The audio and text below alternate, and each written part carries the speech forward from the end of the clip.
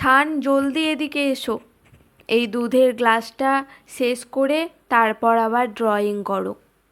আমি কিচেনে তোমার বাবার জন্য গাজরের হালুয়া বানাতে যাচ্ছি। এসে দেখি একটুকুও দুধ যেন গ্লাসে না পড়ে থাকে, তাহলে আমি কিন্তু খুব বকবো। বছর 10 একমাত্র পুত্র শান ওরফে ঈশানের হাতে গ্লাসটা ধরিয়ে দিয়ে রান্নাঘরের দিকে পা বাড়ায় সৃজলা। এখন ঘড়িতে সন্ধ্যা 6টা। প্রখর দাবদাহ ভরা দাপুটে একটা দিন। তখন প্রায় শেষ হব। বৈশাখী হাওয়া কিছুটা হলেও সাময়িক স্বস্তির খবর বয়ে নিয়ে আসছে। ওদের বাড়ি লাগোয়া ছোট্ট একফালি বাগান থেকে ভেসে আসছে নীড়ে ফেরা পাখিদের গান।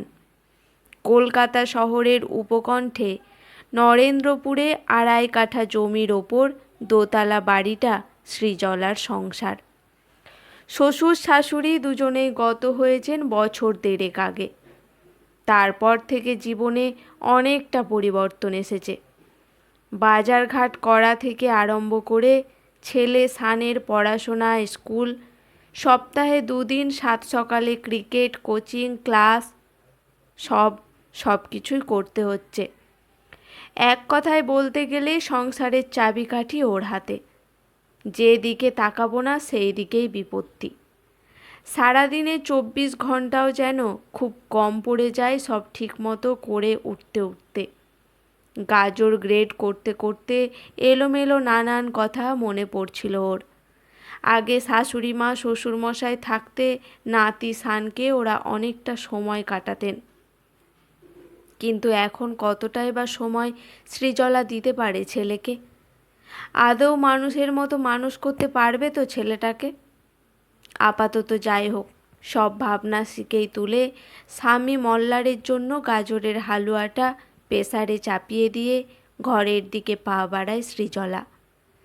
দুধ খাওয়া নিয়ে এমনিতেই প্রচুর বায়না করে ছেলেটা, তবে ইদানিং দেখছে দুধের গ্লাসটা খুব তাড়াতাড়ি শেষ হয়ে যাচ্ছে।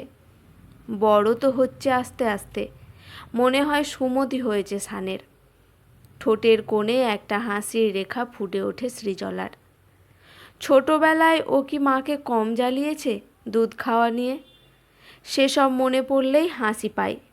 যাই হোক, সৃজলা ঘরে গিয়ে দেখে শান নেই। রঙের খাতা পেন্সিল সব এদিক ওদিক ছড়িয়ে ছিটিয়ে আছে। কোথায় গেল ছেলেটা এই ভর সন্ধেবেলা? ওকে কিছু না বলে বাড়ি বাকি ঘরগুলো, পিছনের গোল বারান্দা সব খুঁজে দেখে আসে সৃজলা। না, কোথাও তো নেই। আচ্ছা, বাগানে যায়নি তো দুষ্টুটা? এদিকে কিচেনে প্রেসার কুকারে সিটি পড়া শুরু হয়েছে। কোনো মতে দৌড়ে গিয়ে ওটা বন্ধ করেই একরাশ চিন্তাকে সঙ্গী করে বাগানে ছোটে সৃজলা। ওই তো দুটো ছায়া মূর্তি নিচু গলায় কি যেন আলোচনা করছে। তার মধ্যে তো একটা শান, কিন্তু আরেকজনকে ঘোমটায় মুখ ঢাকা সেই মহিলার। একটু দূর থেকে একটা গাছের আড়াল থেকে ওদের কথা বোঝার চেষ্টা করে সৃজলা। শানের কণ্ঠ ভেসে আসে, তুমি একদম চিন্তা করো না কাকিমা, তোমার ছেলে মানে আমার বন্ধু পুটু ঠিক সুস্থ হয়ে উঠবে। ডাক্তার কাকুর কথা মতো 2 গ্লাস দুধই ওকে দেবে। আমি আগামীকাল মাকে ঠিক ম্যানেজ করে দিয়ে 2 গ্লাস দুধ নিয়ে আসব। তুমি বাড়ি গিয়ে ওকে ঝটপট খাইয়ে দেবে দুধটা। তারপর আমাকে এসে ওই ফাঁকা গ্লাসটা দিলে আমি ওটা নিয়ে ঘরে চলে যাব। এখন চলি, নইলে মা আমাকে খুঁজতে ঠিক চলে আসবে এখানে। কাল দেখা হবে। ঘরের দিকে ছুটে চলে যায় শান। এবার গাছের আড়াল থেকে বেরিয়ে আসে সৃজলা। হ্যাঁ, পুটু নামটা মনে পড়েছে।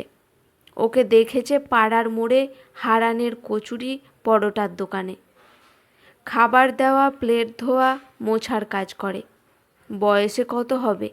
ওই শানেরই সমান বা ওর থেকে কিছুটা বড়। ওকেই তার মানে শান বন্ধু বলে ডাকে। এর আগেও তার মানে শান ওর কথাই বলছিল সৃজলাকে একদিন স্কুল থেকে ফিরে। জানো মা, এই পাড়ায় আমার একটা নতুন বন্ধু হয়েছে, নাম পুটু। আমি যখন মাঝে মধ্যে স্কুল থেকে ফেরার সময় রিক্সা থেকে হারান কাকুর দোকানে কচুরি তরকারি খেতে নামি, তখন পুটু আমাকে প্লেটে করে খাবার এনে দেয়। আমিও কোনো দিন ওকে ফল কিনে দিই। তুমি আমাকে যে পকেট মানি দাও ওর থেকে। ও সারাদিন কত খাটনি খাটে বলো। খুব গরিব ওরা। বাবা নেই ওর। মা আছেন, তিনি টুকটাক সেলাইয়ের কাজ করেন। পুটুর ওপর কত দায়িত্ব, ওর মাকে ভালো রাখতে হবে যে। চুপচাপ ঘরে চলে আসে সৃজলা। তার মানে এই কদিন ধরে দুধের গ্লাস শেষ হবার এটাই কারণ। পুটু অসুস্থ, কোনোভাবে সেই খবর সানের কাছে গেছে। হয়তো দোকানে খেতে গিয়েই জেনেছে। সেই থেকে নিজের দুধটা ওকে দিচ্ছে সান। বিগত 1 সপ্তাহ ধরে প্রতিদিন দুধের গ্লাস নিয়ে বাগানে চলে আসে সান। তারপর নিজের দুধের গ্লাস তুলে দেয় পুটুর মায়ের হাতে। আর কোনো কথার মধ্যে যায় না সৃজলা। ঠান্ডা মাথায় নিজের কর্তব্য ঠিক করে নেয়। কিছুক্ষণের মধ্যে মল্লারও বাড়ি ফেরে। পরের পুরো দিনটাও কেটে যায় স্বাভাবিক ছন্দে। দেওয়াল ঘড়ির কাঁটা জানান দেয় সন্ধ্যা 6টা বাজল। সানের ঘরে যায় সৃজলা 2 গ্লাস দুধ নিয়ে। চমকে ওঠে সান। মা কি তবে ম্যাজিশিয়ানের মতো ওর মনের সব কথা জেনে নিল?